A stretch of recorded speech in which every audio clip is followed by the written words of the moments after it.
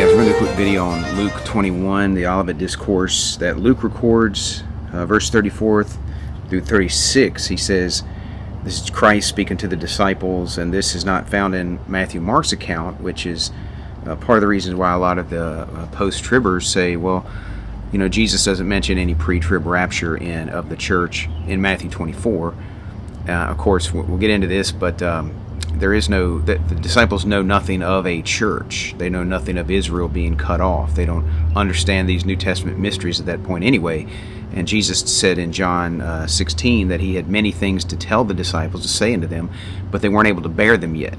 And so that was a revelation that came later, which we'll get into that when we talk about the mystery of the church. But right now I want you to see that Jesus promises, you know, that in the Matthew Mark's account that those that endure to the end shall be saved. And so there are those that must endure this tribulation. And then Jesus mentioned those who can escape all these things.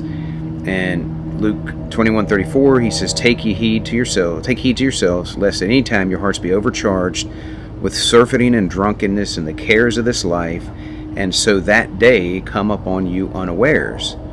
For as a snare shall it come on all them that dwell on the face of the whole earth. Watch ye therefore, and pray always, that you may be accounted worthy to escape all these things that shall come to pass, and to stand before the Son of Man. And so he mentions that there's a conditional watching and praying, which can result in you escaping all these things that shall come to pass. So what things? Well, you just went through all the tribulation. You know, he started off in verse 9, and he said, when you shall hear commotions, wars and commotions, be not terrified, for these things must first come to pass. So if you escape all these things that come to pass, then you escape the things that first come to pass, the beginning of sorrows. And so what is the manner in which you escape all these things? Because the post-tribbers many times will say, well, that just means you escape the Antichrist, or you escape the wrath of God, and so you live through the tribulation, but there are martyrs who are worthy. They've been watching, they've been praying, they were martyred, and they're worthy and to walk before Him in white, but they died, during the tribulation. There are those saints who will be killed by the Antichrist. Are they not worthy? There are those who live through the end of the tribulation, those who survive the tribulation, who stand before Christ, and they don't have on the wedding garments, and they're not found worthy. So there are those who make it all the way through, endure to the end of the tribulation, and then they're still not found worthy. So what does it mean to be found worthy in a post-trib scenario? To escape all these things that come to pass, and to stand before the Son of Man. Where they say, well, if you die in the beginning of the tribulation, did you escape all these things that come to pass? Or if you die in the middle of the tribulation, did you escape all these things that come to pass? Or if you die at the end of the tribulation, did you escape all these things? So it's like there's not a clear definition on what escaping all these things even means. Or do you just live to the end? Like we said, there are those who are unworthy who live to the end, those who are worthy who don't live to the end.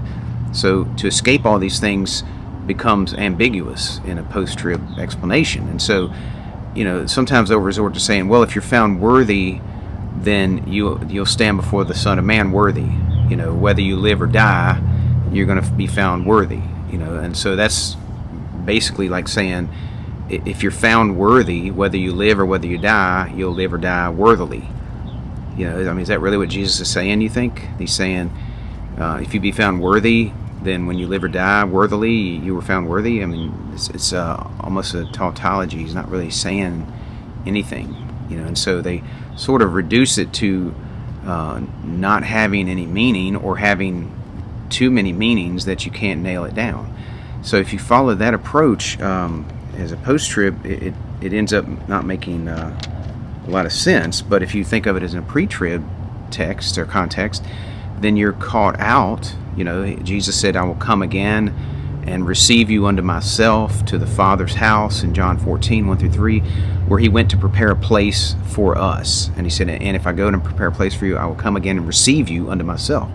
That matches 1 Thessalonians 4, when the Lord Himself shall descend from heaven, and it says, the dead in Christ shall rise first. We which are alive and remain shall be caught up to meet the Lord in the air.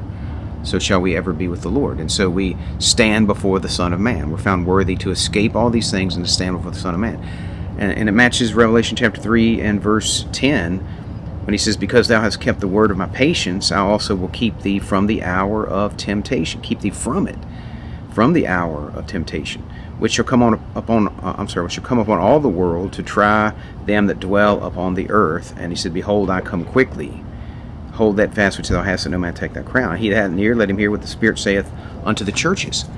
So he's telling this unto the churches. He was addressing the Philadelphian church, but it applies to the churches, that if you're found worthy, you will escape, if you will be kept from the hour of temptation, which is going to come upon all the world. So it matches, Luke's account, Revelation there matches, and so it fits in with a pre-trib rapture, like hand in glove. But if you reject a pre-trib rapture, you end up trying to make sense of how somebody who is worthy escapes all these things, and furthermore, it separates watching for the Son of Man to suddenly appear. There's a separation from us admonished by Christ and instructed by Christ to be watching for his sudden appearing. We're going to get into those verses too. But to watch for the Son of Man, that's what we're supposed to be watching for. So it's not an unconditional standing before the Son of Man, which all nations will do. All the surviving nations will stand before the Son of Man, whether they're worthy or not. This is a conditional promise to those that are watching and praying, and their hearts are not overcharged with the cares of this life and the lusts of other things.